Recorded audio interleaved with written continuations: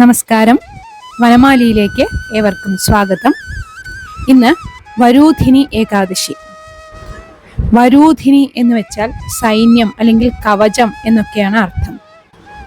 നകാരാത്മകതയിൽ നിന്ന് നമ്മളെ രക്ഷിച്ച് ഒരു കവചമായി നിന്ന് നമുക്ക് അഭിവൃദ്ധി നൽകുന്നത് കൊണ്ടായിരിക്കാം ഈ ഏകാദശിക്ക് വരൂധിനി ഏകാദശി എന്ന് പേർ വന്നത്.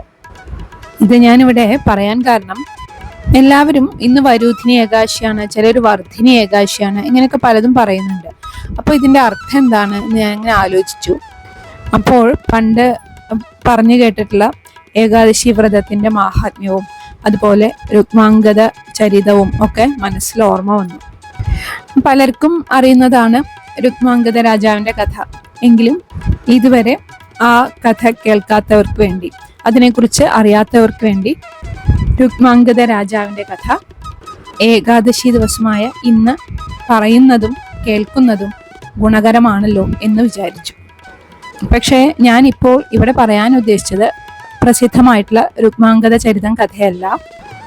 രുക്മാംഗത രാജാവ് ഏകാദശി വ്രതം അനുഷ്ഠിക്കാൻ ആരംഭിച്ചത് എങ്ങനെയാണ് എന്നൊരു കഥ കേട്ടിട്ടുണ്ട്.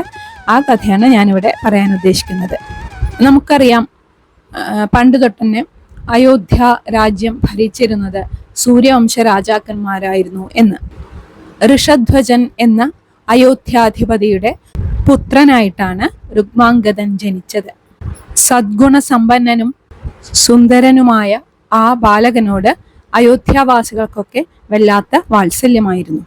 ചെറുപ്പകാലം മുതൽക്ക് തന്നെ മഹാവിഷ്ണുവിനെ ആരാധിക്കുന്നതിൽ തൽപരനായിരുന്നു രുക്മാംഗദൻ.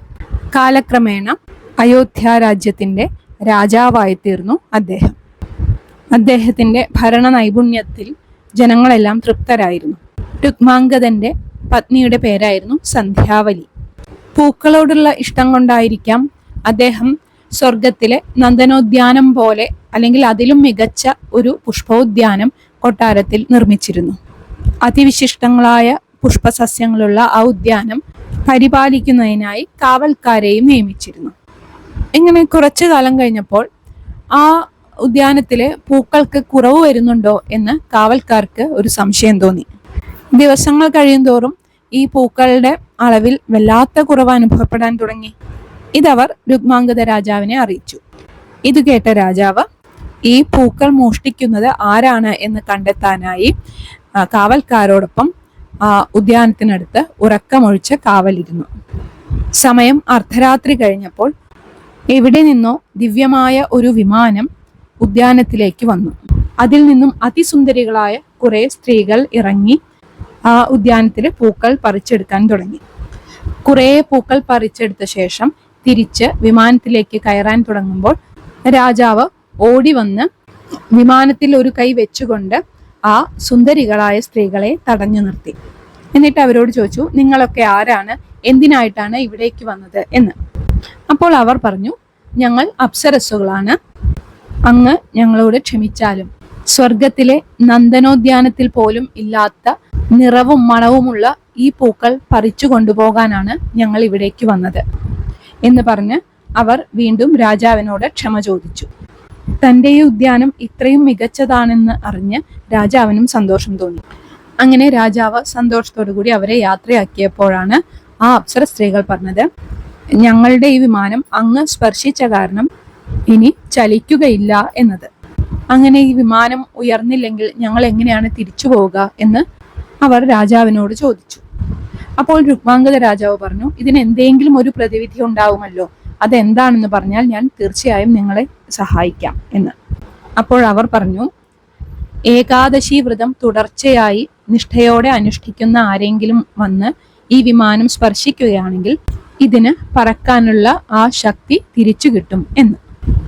ഇത് കേട്ട് രുക്മാംഗത രാജാവ് തൻ്റെ ഈ അയോധ്യ രാജ്യത്ത് ഏകാദശി വ്രതം നിഷ്ഠയോടെ അനുഷ്ഠിക്കുന്ന ആരെങ്കിലും ഉണ്ടെങ്കിൽ അവരെ കണ്ടുപിടിച്ചു കൊണ്ടുവരാനായി ഭൃത്യന്മാരെ അയച്ചു. രാജഭൃത്യന്മാരാകട്ടെ രാജ്യത്തിന്റെ എല്ലാ ദിക്കിലും അന്വേഷിച്ച് അവസാനം വൃദ്ധയായ ഒരു സ്ത്രീയെ കണ്ടെത്തി.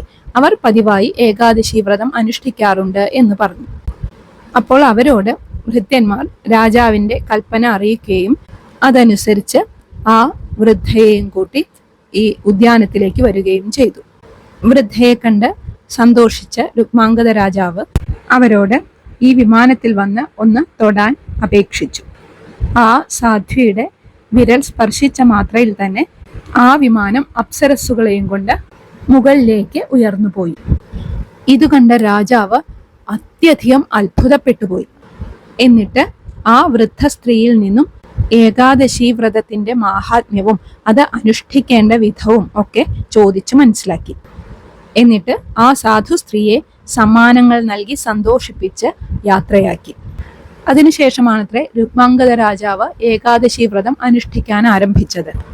അദ്ദേഹം അയോധ്യാവാസികളെ മുഴുവൻ ഏകാദശി വ്രതത്തിന്റെ മാഹാത്മ്യത്തെക്കുറിച്ച് മനസ്സിലാക്കി കൊടുക്കുകയും അയോധ്യാവാസികളെല്ലാം ഏകാദശി വ്രതം തീർച്ചയായും അനുഷ്ഠിക്കണം എന്ന കൽപ്പനയും പുറപ്പെടുവിച്ചു. ഈ കൽപ്പന ലംഘിക്കുന്നവർക്ക് കടുത്ത ശിക്ഷ ഉണ്ടാകുമെന്നും അറിയിച്ചിരുന്നു.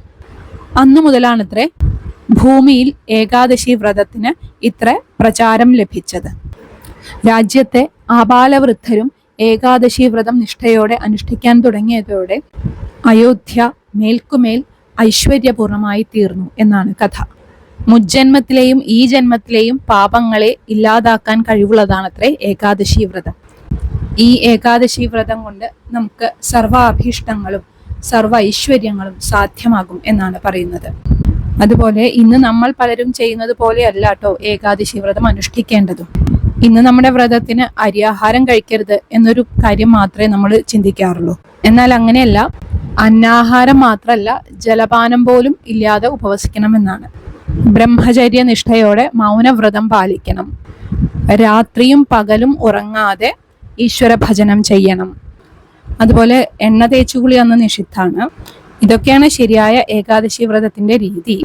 പക്ഷേ കലിയുഗത്തിലെ മനുഷ്യർക്ക് മുൻപുള്ള യുഗങ്ങളിലെ മനുഷ്യരുടെ അത്രയ്ക്ക് ശക്തിയും ബലവും ഇല്ലാത്തതുകൊണ്ട് നമ്മൾ പലതും വെട്ടിച്ചുരുക്കി നമ്മുടെ ഇഷ്ടത്തിനാക്കിയിട്ടുണ്ട്. എങ്കിലും യഥാശക്തി, അതായത് നമ്മുടെ ആ ശക്തിക്ക് കഴിവിന് അനുസരിച്ച് നിർമ്മലമായ മനസ്സോടെ ഭക്തിപൂർവം എല്ലാം ഭഗവാനിൽ സമർപ്പിക്കുക. ഇങ്ങനെ സർവപാപങ്ങളെയും ദഹിപ്പിക്കാൻ ശക്തിയുള്ള ഏകാഗ്നിയായ ഏകാദശി വ്രതം അനുഷ്ഠിച്ച് ഭഗവത് അനുഗ്രഹത്തിനായി നമുക്ക് പ്രാർത്ഥിക്കാം.